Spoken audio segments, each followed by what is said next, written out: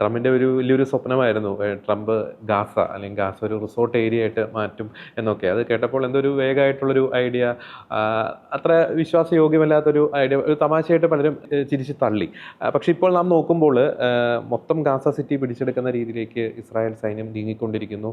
10,000-കണക്കിന് സൈനികർ ഗാസയിലേക്ക് നീങ്ങിക്കൊണ്ടിരിക്കുന്നു. അപ്പോൾ ഈ ട്രംപിൻ്റെ ഒരു പ്ലാന് ഗാസ ഇങ്ങനെ പിടിച്ചെടുക്കുക അല്ലെങ്കിൽ ഗാസ ഒരു റിസോർട്ട് ഭൂമിയാക്കുക, ആ തരത്തിലുള്ളൊരു പ്ലാന് വേഗത്തിലൊരു ഇംപ്ലിമെൻ്റ് ആകുന്നു എന്നതിൻ്റെ ഒരു സൂചന നമുക്ക് ലഭിക്കുന്നുണ്ടോ? മാത്രമല്ല ഇപ്പോഴും ഈ യുദ്ധം, ഈ ഇസ്രായേൽ ഹമാസ് യുദ്ധം ഒരു പരിഹാരമില്ലാതെ ഇങ്ങനെ തുടർന്നുകൊണ്ടിരിക്കുന്നു. ട്രംപിൻ്റെ ഇടപെടലുകൾ അവിടെ ഒരു ശാശ്വതമായിട്ടുള്ളൊരു പരിഹാരം ഉണ്ടാക്കുമോ?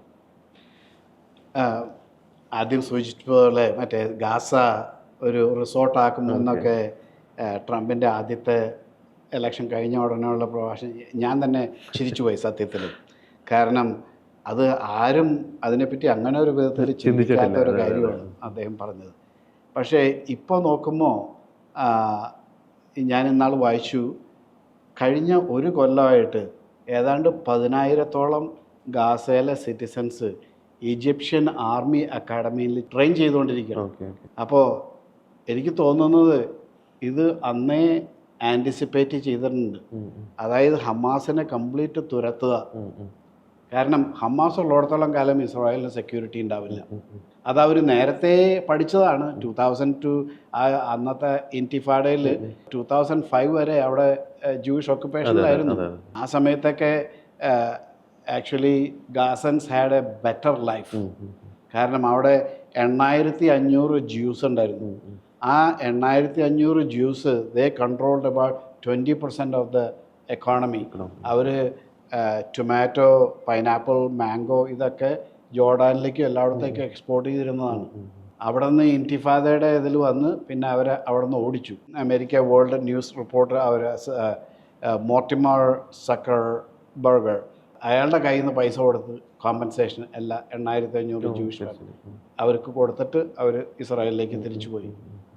അപ്പോൾ ലോകം വിചാരിച്ചു, GCC കൺട്രീസ് വിചാരിച്ചു ജ്യൂസ് ഇട്ട് പോയ ഡ്രിപ്പ് ഇറിഗേഷൻ സിസ്റ്റവും വെജിറ്റബിൾ ഗാർഡനും ഫ്രൂട്ട് ഗാർഡനും എല്ലാം Gaza people can make money off off it.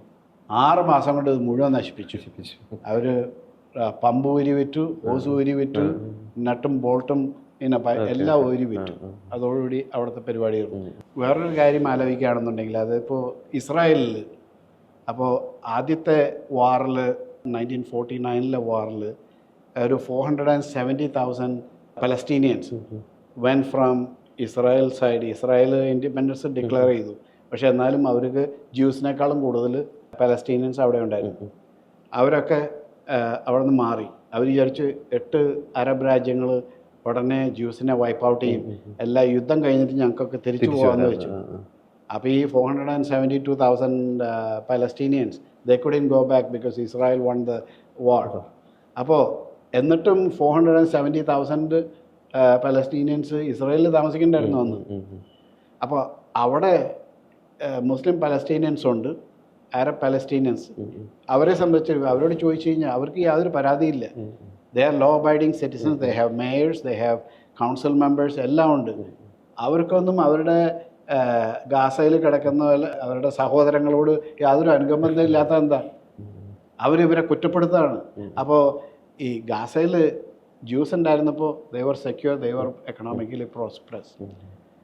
Hamas people they took control in 2006. അന്ന് തുടങ്ങി ഗാസയുടെ ശാപം തുടങ്ങി. അപ്പോൾ ഇവർക്കൊന്നും മാനേജ് ചെയ്യാൻ പറ്റില്ല, ഇവർക്കൊന്നും മാനേജ് ചെയ്യാൻ അറിയില്ല. They are controlling the people in A bad വേ. അതെന്താ ആളുകൾ മനസ്സിലാക്കാത്ത? അപ്പോൾ ഈ യോം കിപ്പോർ അന്ന് മുതലുള്ള ഈ യുദ്ധത്തിൻ്റെ എല്ലാ ഇതുകൾ അപ്പോഴേ ആലോചിച്ചുകൊണ്ടിരിക്കുകയാണ് എന്താണ്, വാട്ട് ഈസ് ദ സൊല്യൂഷൻ. അവരുടെ കൺക്ലൂഷൻ, ഹമാസ് ഉള്ളിടത്തോളം കാലം Israel will not be safe.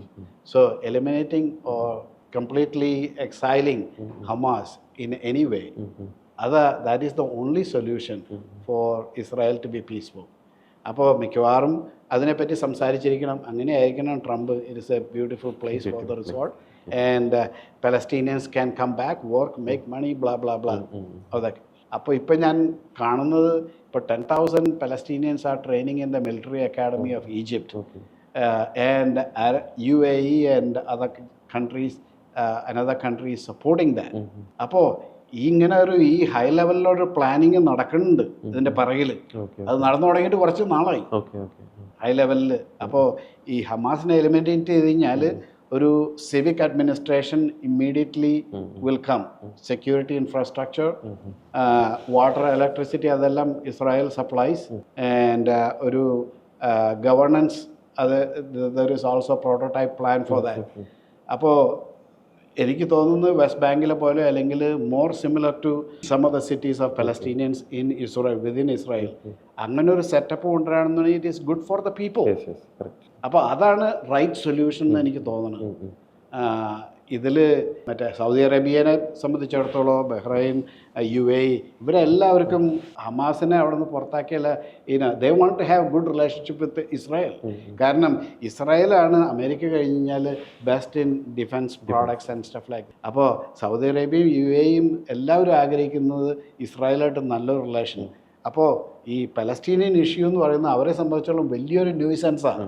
അപ്പോൾ പണ്ടൊക്കെ ഇസ്ലാമിക് കൺട്രി എന്നുള്ള രീതിയിൽ ഒരുപാട് അറ്റാച്ച്മെൻ്റ് ഉണ്ടായിരുന്നു. ആ അറ്റാച്ച്മെൻ്റ് ആർക്കും ഇല്ല. സൗദി ക്രൗൺ പ്രിൻസിനും ഇല്ല, UAEയിൽ ആർക്കും ഇല്ല. അപ്പോൾ ആ പ്രിൻസ് എങ്ങനെയെങ്കിലും ഈ ന്യൂസൻസ് അങ്ങ് അവസാനിപ്പിച്ചിട്ട് ഇസ്രായേലായിട്ട് ബെറ്റർ റിലേഷൻഷിപ്പ് ഉണ്ടാവണം. അതിന് അവരൊക്കെ ഗ്യാങ്ങായിട്ട് ഖത്തറിനെ എതിർക്കുന്നു. ഖത്തർ ഈ ഡബിൾ പ്ലേ ചെയ്യുന്ന ഒരു രാജ്യമാണ്. അപ്പോൾ അത് ആർക്കും ഇഷ്ടമല്ല, അമേരിക്കയ്ക്കും ഇഷ്ടമല്ല. പക്ഷേ അവിടെ ഖത്തറിൻ്റെതായിട്ടുള്ള ആർമിയില്ല, അമേരിക്കയുടെ പ്രൊട്ടക്ഷനിലാണ് ഖത്തർ നിൽക്കുന്നത്. അതുപോലെ തന്നെ ബഹ്റൈൻ, അതുപോലെ തന്നെ UAE, അതുപോലെ തന്നെ സൗദി അറേബ്യ. ഈ രാജ്യങ്ങളെ സംബന്ധിച്ചിടത്തോളം, അവരെ സംബന്ധിച്ചിടത്തോളം ഏറ്റവും വലിയ പ്രൊട്ടക്ഷൻ എന്ന് പറയുന്നത് അമേരിക്കയുടെ പ്രൊട്ടക്ഷനാണ്. ആ ഒരു കൈവിട്ട് ആരും കളിക്കാൻ പോകുന്നില്ല. സംസാരവും ഫോട്ടോ പോസ്റ്ററും ഇതൊക്കെ ഉണ്ടാവും, ഖത്തറിനെ ആക്രമിച്ച്, ഇതൊക്കെ സംഗതിയൊക്കെ ശരി തന്നെ. പക്ഷേ എല്ലാവർക്കും അമേരിക്കയുടെ പ്രൊട്ടക്ഷനാണ് വേണ്ടത്. അതാണ് ഈ വേൾഡ് ഡൊമിനൻസിൻ്റെ വ്യത്യാസമാണ്. There is no country to replace United States for giving that kind of security guarantee. They don't have the infrastructure, they don't have the dominance of sea, land, air, space, and the technology and the new innovation. അതൊന്നുമില്ല. So അതുകൊണ്ട് they are very conscious about it. അവരൊക്കെ അതിനെ വളരെ പ്രാക്ടിക്കലാണ്. ഇസ്രായേലിൻ്റെ ചരിത്രം തന്നെ നോക്കുകയാണെന്നുണ്ടെങ്കിൽ ഈ പലസ്റ്റീനിയൻ ഒരു സ്റ്റേറ്റ്ഹുഡ് വേണമെന്നുള്ളത് ഇസ്രായേലിനെ സംബന്ധിച്ചിടത്തോളം 1882 തുടങ്ങിയ സിയോണിസം, ഡ്രൈഫസ് മറ്റേ ഫ്രാൻസിൽ. അപ്പോൾ അന്ന് തുടങ്ങി. അത് കഴിഞ്ഞ് 1917 ബാർഫോർഡ് declaration after the first world war. ആ സമയത്ത് Britain supported having a Jewish country 1917. ഇത് കഴിഞ്ഞ് 1948 ലീഗ് ഓഫ് നാഷൻസ് റെസൊല്യൂഷൻ 181 അത് അപ്രൂവ് ചെയ്തപ്പോഴാണ് അപ്പോഴാണ് Palestinians they want a state എന്ന് പറഞ്ഞത്. അപ്പോൾ മറ്റ് 8 Arab countries they didn't want Jewish state over they were worried about the dominance. അപ്പോൾ they went for war. അവർ ഇപ്പോൾ തുടങ്ങിയ രാജ്യമല്ലേ, they thought they can eliminate, walk over them. അത് നടന്നില്ല. അപ്പോൾ ഈ പലസ്റ്റീനിയന് അവരുടേതായിട്ടുള്ളൊരു സ്റ്റേറ്റ് വേണമെന്നുള്ളത് തന്നെ ഇറ്റ്സ് എ ന്യൂ അറൈവൽ. അതേസമയം ജ്യൂസിനെ സംബന്ധിച്ചുള്ള 3700 years Jews, that is their homeland. That is their homeland. അപ്പോൾ ഈ 7th century after Islamization, that's when the Arabs became Muslims. അതല്ലെങ്കിൽ Arabs, they were nomads. They go from one place to other. ജോർഡാനിലും അതുപോലെ തന്നെ west bank, Samaria, ജുഡേയ, ഇവിടെയൊക്കെ industrial base ആയിരുന്നു. ഗാസയിലടക്കം അതൊക്കെ നടത്തിയിരുന്നത് ആരാ? ജ്യൂസാണ്. Why did the Arabs came? I'm not talking about the Muslims. The Arabs came, they one place to the other. They were, they were nomads. They came for job, for their survival. അങ്ങനെയാണ് ഈ concentration ഇതുകൾ വന്നത്.